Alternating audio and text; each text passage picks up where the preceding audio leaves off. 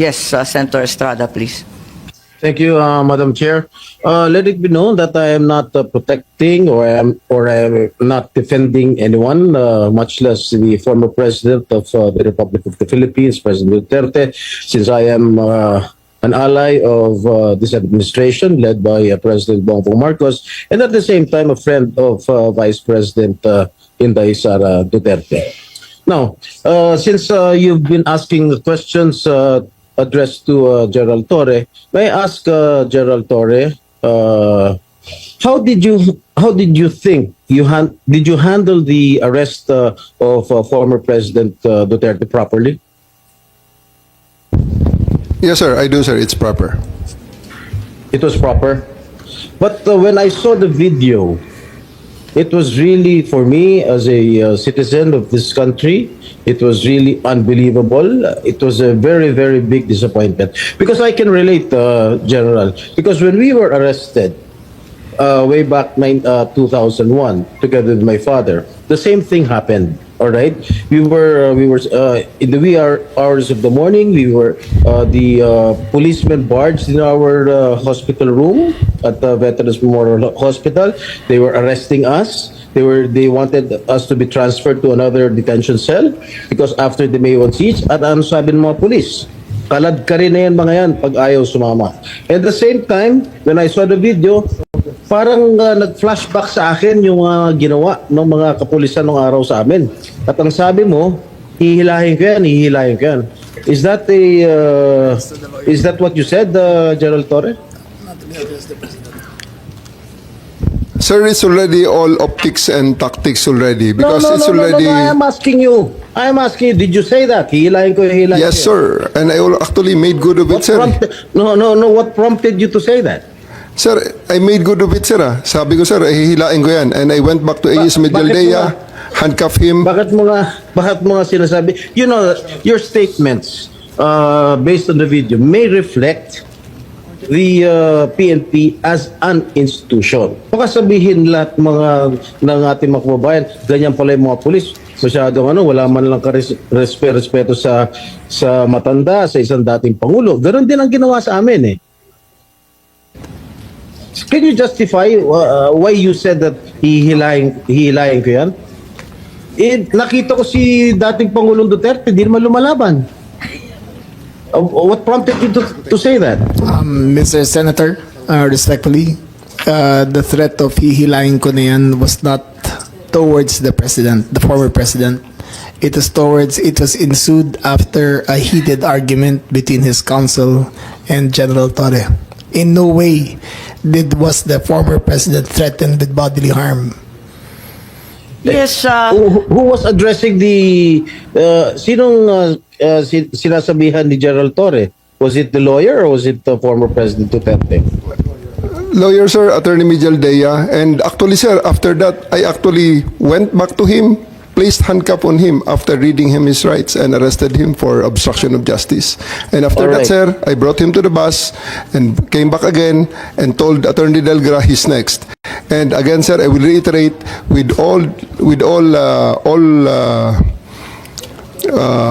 all credits goes to the former president because after he saw that I'm already very, very serious in bringing him into the plane, he said, okay, let's go. And I told Romy, the PSG, to just escort him and he went voluntarily to the bus that brought him to the plane. sisingit lang ako Senator Jinggoy. Kasi binabasa ko rito yung standard operating ng PNP. Ang liwaliwanag naman eh. No torture, no force, no violence, threat, intimidation, or other means to vitiate the free will to be used against the arrested person. Eh di the more so, yung mga kasamahan ng arestado. Eh sabi mo nga, ikaw na nag-admit forcefully. Eh talagang you used force. Eh bawal po yun.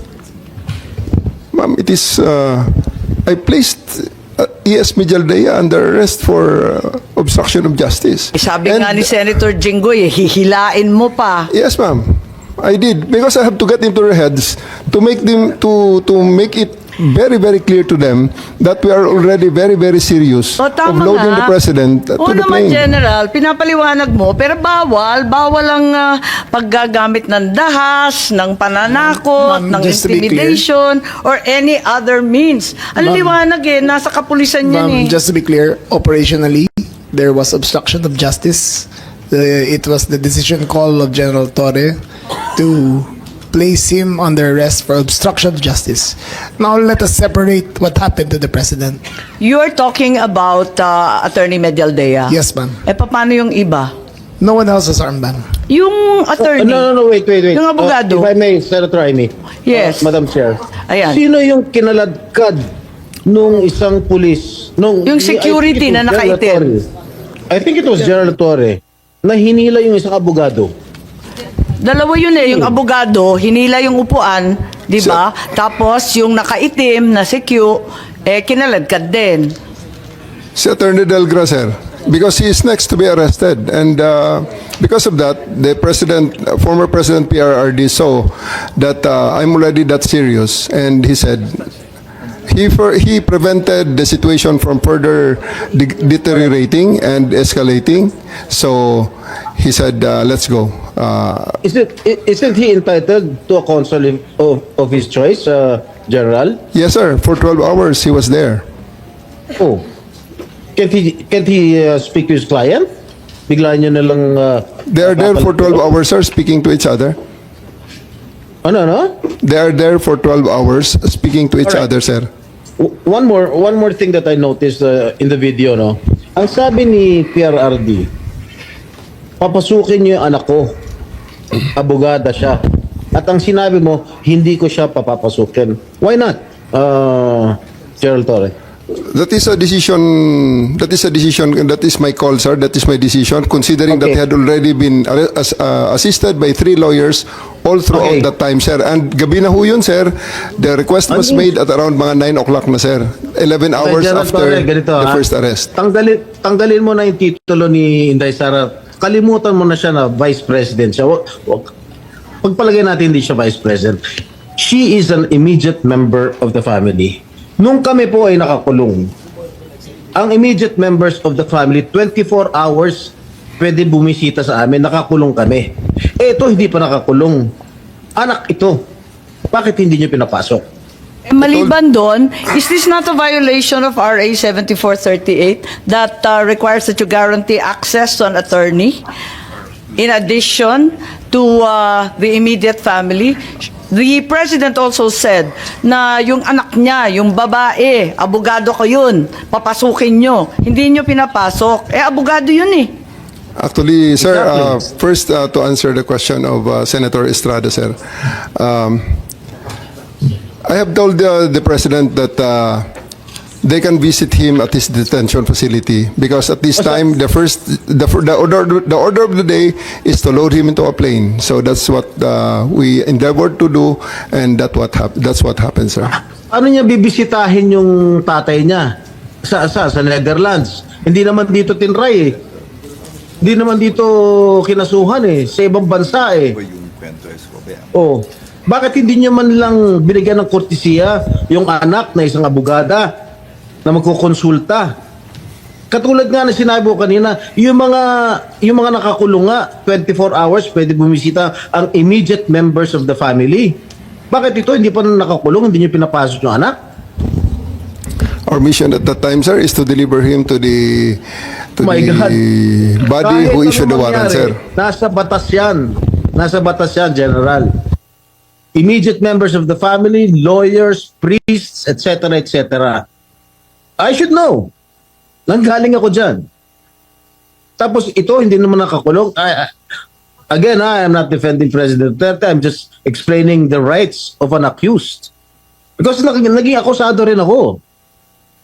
And I don't want that to happen to anybody else. Dapat naman nagbigay kayo ng konting kortesiya o respeto man lang sa mga dating presidente dahil naranasan namin yan. Nung kinulong po yung tatay ko, ganun din. Kawalang respeto ang mga pulis sa amin. Porket nawala na ba kami sa kapangyarihan, ganun na lang? Matanong ko naman sa'yo, General, wag naman po sana mangyari, God forbid, sa pag sinapit ng ni president sumapit ng ganitong sitwasyon si Presidente Marcos, gagawin mo rin ba 'yon sa kanya? I hope not. Ang liwanag po ng batas, kung ma-follow up ko lang si Senator Jinggoy, tama po siya. Hindi lang yung immediate family, medical doctor, pare or religious minister, any national non-government organization, ang CHR, international non-government accredited by the Office of the President. Lahat yan may access, pero pinagbawalan ninyo. On 2 counts, immediate family na, abogado pa niya. Bakit ganun? Ma'am, I think that's sub judice. I think we should be wary of many of the things you're mentioning Bakit here. po naging sub judice yun? Ito kasi, ano ho yan, habeas corpus po ang petition.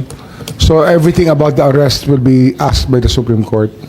Kanina pa natin kung pwede ho. pag-uusapan yung aresto. Pero ano ho I think that we're just passing, parang lumalampas na po tayo sa boundary. Senator Jinggoy pa? Ang sinasabi ko lang, the manner on how the former president was arrested, because ayoko naman mangyari sa darating na panahon na magkakaroon naman tayo ng ganyan.